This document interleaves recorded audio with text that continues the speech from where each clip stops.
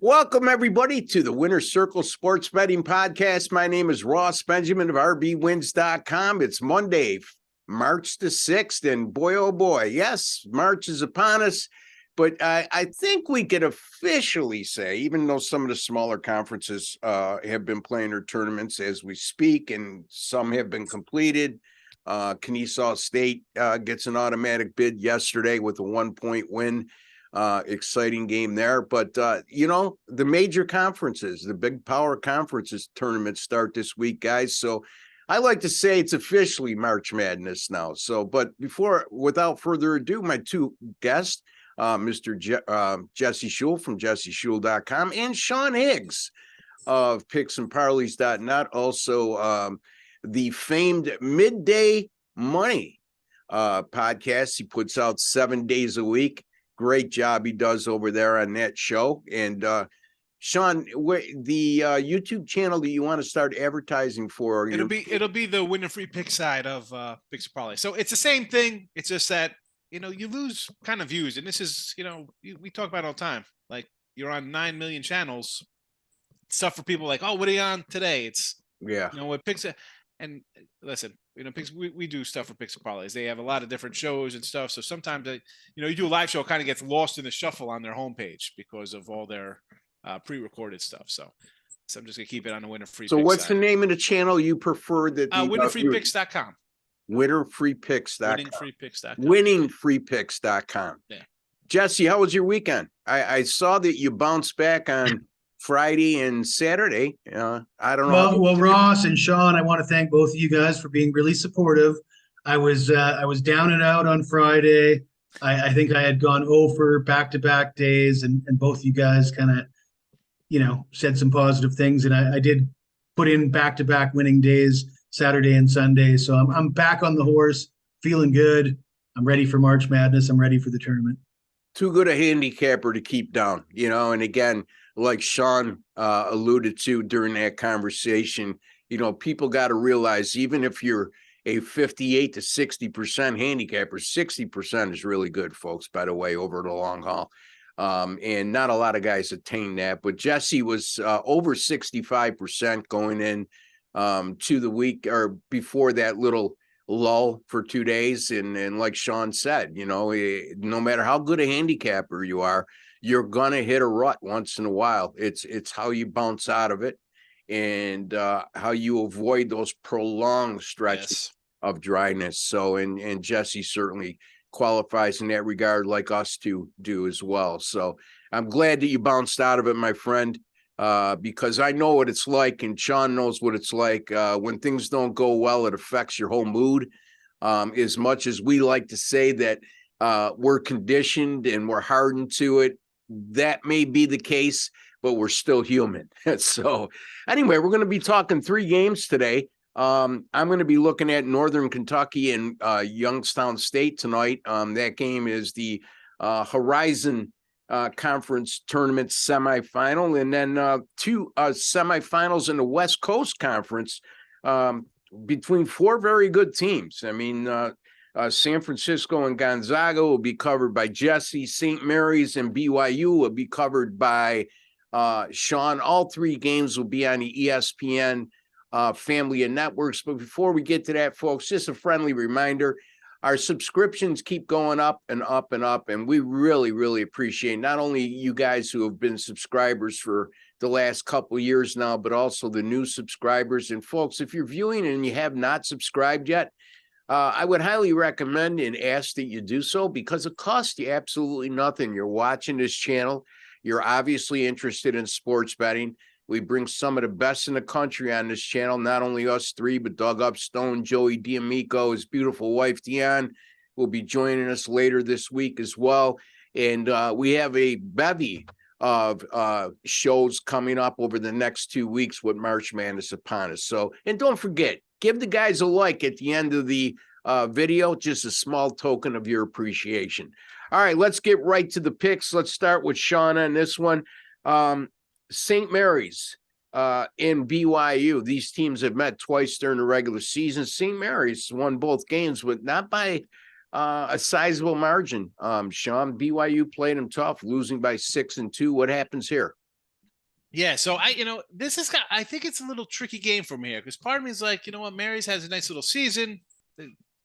Maybe they were looked at as, all right, you took off Gonzaga, they're going to win this whole puppy. They're the 1 seed based on some seedings and head to head nonsense.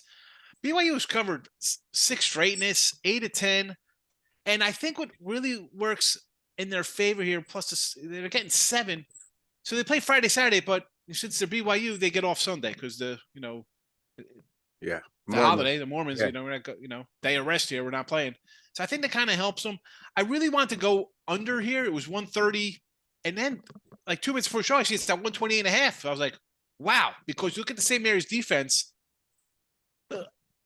They've allowed 77 points to the Zags, 70 to the Zags in overtime, and 78 to Marymount in overtime. 52, 65, 59, 64, 59, 58, 44, 58, 61. Just the last couple games. I mean, so I'm kind of torn here. I want to still take the under, but it's moved 2 points. So obviously I don't like giving out bad numbers here. I think I'm going to go with the BYU side here. Again, I didn't bet this one myself. Normally I come on the games I bet. This one here, I want to see what's going to happen. Is it going to go down a little tick? Are people going to jump on St. Mary's because they think they're that good? I'm leaning BYU. I wanted to bet the 130. It's 128. I don't know. Maybe you guys talk with me. Maybe I'm missing something here on my things. I like to get your guys' side of it, but BYU in the under looks for me. All right. So Sean is recommended to take BYU plus the 7, he says, in the under 128.5 in this game. And that game goes at 9:00 tonight on ESPN. The tournament's being played in Vegas. That's the West Coast Conference tournament. Jesse, interesting concept that the West Coast Conference has had because of the they don't have a numerous amount of teams in their conference. I like it. I want to say 8, maybe 10 at the most. But the top 2 teams in the WCC gets a double bye every year, where the other teams have to play 2 additional days to get to the top 2 teams. Is that a factor at all for you in your mind when it comes to handicapping not only Sean's game, but also yours, San Francisco and Gonzaga? By the way, Gonzaga won both regular season meetings. However, the Dons gave him a hell of a time at home, only losing by 2, or Gonzaga, who's shown a resiliency this year in games they either were taken down to the wire or lost, to bounce back and win big, and they did so at home by 18. Your thoughts? Well, I'll start with Sean's game first, and I will say that as far as playing in the days ahead of this game or sitting on the shelf, I would say as an underdog in a conference tournament game, I would think that staying fresh and playing and being in the swing of things is more of a benefit than a mark against a team at this point in this situation if you're the underdog.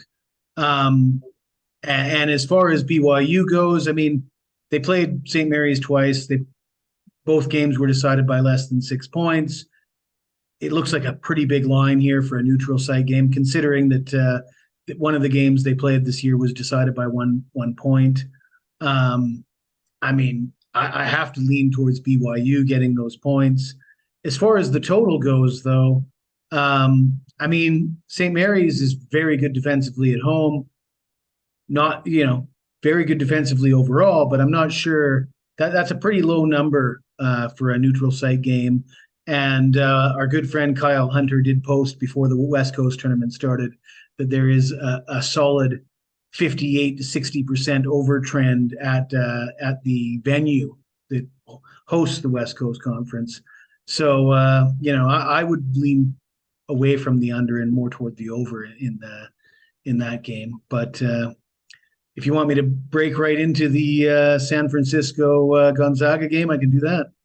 Go ahead, Jess. We're all ears. All right. Well, I did have Santa Clara against San Francisco, and it was a pretty bad beat. I got to say, I had a really good Saturday. That was my bad beat loss. And Santa Clara had sort of a comfortable lead for the majority of the second half, somewhere between 6 and 10 points for the majority of the second half. And then they just blew it late. I mean, turnovers. But to the Dons' credit, they were hitting 3-pointers, they were getting steals, they were forcing turnovers. I mean, they really came through in the clutch. It was a double overtime game, and I'm not thrilled about betting on a team coming off of a double overtime win or loss. Coming off double overtime, I don't like betting on those teams, but I look at the line here. I mean, Gonzaga minus 15, I saw. Maybe that's not a consensus. It got as high as 15, maybe 14 and a half, or 14 is more of a consensus. But still, that's a massive line for a neutral site game. You look at the history between these two teams. The last 5 meetings have been decided by an average margin of 12.4 points per game. And you got to think, when Gonzaga plays San Francisco at home in Spokane, they're a 16, 17-point favorite, sure. At San Francisco, the game's usually pretty close. Gonzaga only won by 2, I believe, at San Francisco this year. Yes. And Gonzaga has been notoriously bad against the spread all year long. 2-9-1 against the spread in their last 12 neutral site games, 3-9-1 against the spread in their last 13 off and against the spread win. San Francisco is 4-0 against the spread in their last 4 neutral site games. And as I said, as much as you might think a team gets tired, they're coming off a couple days in a row playing games, as opposed to a team sitting on the shelf. I think there's something to be said for rust as well. The team that gets on, you imagine the emotion you get from a double overtime win, and can that carry through to the next game against a team that's been sitting there on the shelf. So with the 15 points or 14 and a half or whatever we're getting, I'm going to take the points here. So Jesse likes the San Francisco Dons plus the 14 and a half over Gonzaga on Monday evening in the other West Coast Conference semifinal. Sean, I'll give you a chance here to comment on Jesse's play, but I'd like to hear your thoughts too. I mean, 3 games in 4 days for the 2 underdogs tonight against both favorites who are playing on 9 days rest. Not as big a factor in college basketball as the NBA. You get 3 games in 4 days at this time of year in the NBA. You're over 3/4 of the year into the season. There's a lot more wear and tear there. Although players now take off when they sneeze. It's being. I thought you were going to lead me into a rant of load management for these college guys. Yeah, but anyway, what's your take on the rest versus non-rest? The rest versus the rust, as they say. Yeah. So. Well, listen, no load management, right? Nobody's sitting out, their arms hurt for playing flip cup and bouncing beer pong, whatever. Like I said about the BYU game, these guys, neither team played yesterday too. So that kind of helps the team that played the Friday, Saturday games. And yeah, okay. So they're kind of rested, they're fresh, double overtime. You got a bunch of 19, 20-year-old kids who are never 95% of them are never going to play after, if they're seniors, never play. You're going to get good efforts. I don't really think I do think sometimes when you have the games, your Big East and ACC and stuff like that, where it's like, they're playing 4 games and championship games in their 4th day, 5th day, stuff like that. You kind of look at that like, wow, 3 in a row. Are they going to come out sloppy? They're tired early, or it gets bad late. But I like San Fran here. I took the points. And even if it's like Jesse alluded to, at home, they're 14, 15, 16-point favorites. This is a neutral court. And even if I think Zagas get up a decent chunk, are they going to come in here and running out the building when they play tomorrow? Because there's no day off between the championship game. So are they going to risk something? God forbid something happens. Somebody rolls an ankle. No, they'll pull guys. I think that's a good number. You can get in the back door here to 14 points, 14 and a halves. I'm signed up. Let's go Dons. All right. So there you go. Some good opinions from both of these guys. And repeating again, Jesse likes San Francisco plus 14 and a half over BYU. Sean, he likes the San Francisco over Gonzaga. Excuse me. You got both of our picks together. Yeah. And Sean likes BYU plus the points. That's +7, and also BYU St. Mary's under 128 and a half. here's the thing with St. Mary's. The key to beating St. Mary's, in my estimation, is trying to speed them up, which is easier said than done, right? Because when you look at their defensive statistics, as both of these gentlemen have pointed out, St. Mary's is a terrific defensive team, but some of that, not taking anything away from their defensive prowess, but it's a little bit askew, because if you look at the snail's pace that St. Mary's plays offensively and how they take care of the basketball, that has a lot to do and is a big contributing factor also to their defensive numbers. It's not like they're just locking teams down. They get the lead, they control the pace, they control the tempo, they don't foul a lot. And that's something to keep an eye on there. If BYU can somehow speed the pace up in this game, it can make a world of difference in terms of their chances, not only to win, but to cover this contest, more importantly. As far as San Fran and Gonzaga goes, in my opinion, look, Gonzaga, to me, I know that Jesse said they've struggled on a neutral floor and all that. This isn't a game I'm really particularly interested in, because number one, I think the line is pretty accurate. And I think I've seen signs of Gonzaga over the last couple of weeks that they're starting to gel at the right time. So that part of the equation scares me a little bit. So we'll see. Again, we went 2-1 with our picks on Saturday in college basketball, so we continue to win here on this channel. I'm going to look at the Northern Kentucky and Youngstown State game, 7:00 tonight on ESPNU. Right now, Youngstown State is a 4-point favorite, and the total in this game is 137. I'm going to concentrate on the side here. These teams met twice during the regular season. The home teams won on both occasions, but the game that Northern Kentucky knocked off Youngstown was early in the year. They did so on their home floor, as I alluded to. That game went 2 overtimes, and Youngstown State turned the ball over in that contest 24 times, which was a season high. And it took 2 overtimes for Northern Kentucky to knock them off. Then the return matchup, Youngstown State wins easily at home by 18. In those 2 games, Northern Kentucky was 45 for 131 from the field, folks, 34.4% shooting. And again, their one win was prompted by them forcing 24 turnovers. Unlikely to happen again. Youngstown, you look inside the numbers within the Horizon Conference play, number 1 in offensive efficiency, number 2 in 3-point shooting, number 1 in 2-point percentage, and also number 16 nationally in free throws at 77.6%. So this is a dynamic offensive team from Youngstown. And by the way, Northern Kentucky, even though they're 20-12 on the year, they've only been a dog or pick 'em 8 times this year. They have gone 2-6 against the spread. And matter of fact, 1-6 against the spread in their last 7 as a pick 'em or underdog. Lost all 7 of those games outright, and by an average of 12.7 points per game. I think this might finally be the year the Youngstown State gets to the NCAA tournament, but they have to win their semifinal here tonight.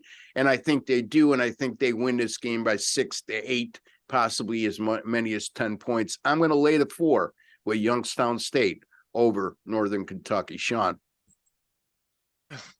Well, actually, I have a future on NKU here, plus 470 to win. So I'm going to sit back and just ride that out.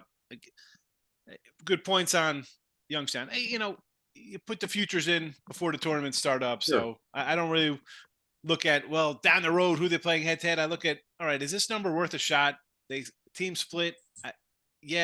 Turnovers, poor shooting. I got the 470. I figured, you know what? People get up. Maybe Youngstown got upset before they even reached this game. So I'm pulling for my future here, my little tournament one. But you're in a pretty good situation to hedge at plus 470. Yeah, and I had a couple, like the other day in the Missouri Valley, I had in the Bradley game and Drake game, I had the other. I had Southern Illinois and Indiana State for futures at plus like $9 and plus 650. And I'm like, again, these are just like little $100, not a lot of money in these games. Yeah. So I ended up taking both teams. I had Bradley on the money line minus 140. That's like a baseball, like 140. Oh my goodness, I don't like want to lay 40. And I thank goodness, because if I laid the 3.5, I would have been in trouble there. Yeah. And then I did lay the points though with Drake. I thought Drake, I'm like, you know what? If Drake's gonna win, it's not gonna be close. They'll take care of business. So I kind of worked those out. But it's I enjoy taking little shots on the tournament ones.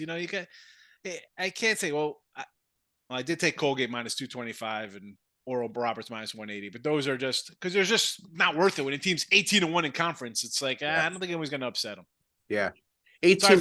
Sorry for my tournament rant there. It's okay. 18-1 in conference and if they're a little over minus 200 going into, I think it's worth it. Yeah, that's really not bad odds, even though I don't encourage that. I don't listen. We always say that, but like Vermont was minus 160. I mean, the team's 17-1 against these teams. This Northern Kentucky team that beat Cincinnati early in the year at home, but we'll see. I mean, again, I would hold off on hedging myself if I was holding that card of plus. What'd you say? Plus 470? 470, yeah. Yeah, you have to take advantage of that at least in the final if they get there. Right now, to hedge against Northern Kentucky right now. Youngstown State, I believe, is somewhere around minus 200 tonight. Yeah, so, I'm not fond of those situations when you need to hedge for 2 games, especially when the team is hedging for gardeners. Yeah, exactly. Anyway, Jesse, your thoughts? And I like Youngstown State tonight. I wish I had known that Sean Higgs was betting on those conference favorites in their conference tournaments, because I have a rule: anytime Sean Higgs is willing to lay minus 200 or minus 160, count me in, because it's gotta be a lock. I mean, like I don't like laying like 140, 150 in a baseball game. Like to do it. I said that in the Super Bowl when you had that minus 160 Super Bowl prop. I said, hey, if Higgs is willing to pay 160 for it, it's gotta be a lock. I'm getting in on that. It got there in the first quarter. I think. Of course it did. And Ross, about your comment on Gonzaga, it does kind of look like Gonzaga's back. I mean, they've been very impressive down the stretch. It looks like, despite the fact that they struggled against the spread for the majority of the season, they appear to be sort of rounding off into shape at the end of the season. I still think this number, though, is just it's a pretty massive number. 14.5 points at a neutral site. I mean, yeah. You look at the history, you look at 2 years ago, 3 years ago, when Gonzaga was really a big bad team, and they still weren't laying that kind of numbers on a neutral site. Yeah. So like 10 would be okay. That makes sense. Yeah. I mean, I was 11. That's what I was thinking. I was thinking it might be 10 and I might take Gonzaga. But when I saw that 15 pop up, I was like, oh no way. There you go. Like I said, I'm real fast. It's funny how, like, you see like a 10, 11, 12, you're like, all right, I can lay that with Gonzaga. It makes sense. They're putting up 90 points a game. Then all of a sudden it's like 2 points later, you're like, oh, no way. What's going on here? It's totally wrong. It's it's not one like basket. Basket. Garbage layup at the end of the half. I'm not disagreeing with your pick, Jess. I just because when I say they're coming on now, let's keep in mind it's in conference play too. In terms of Gonzaga being that legitimate national title contender like they've been in recent seasons, I think the best case scenario, this is a Sweet 16 team at the best. So we'll see. In any event, we're reviewing again, folks, before we go. Jesse likes the San Francisco Dons plus the 14.5 against Gonzaga. Sean likes BYU plus 7 over St. Mary's. BYU, St. Mary's under 128.5. And Ross Benjamin, yours truly, likes Youngstown State minus the 4 over Western Kentucky. We'll be back tomorrow, Tuesday morning, as we're going to be going over some games in college basketball on Tuesday evening. I'll be back later with Doug Upstone. We'll also have a couple more Tuesday college basketball free picks. So 6 in all for Tuesday. And let's go 3-0 tonight, gentlemen, and make everybody happy. Don't forget, give us a like at the end of the video. Until the next time, for Sean Higgs, and Jesse Schul and Ross Benjamin would like to wish each and every one of you all the very best. Take care and God bless, folks.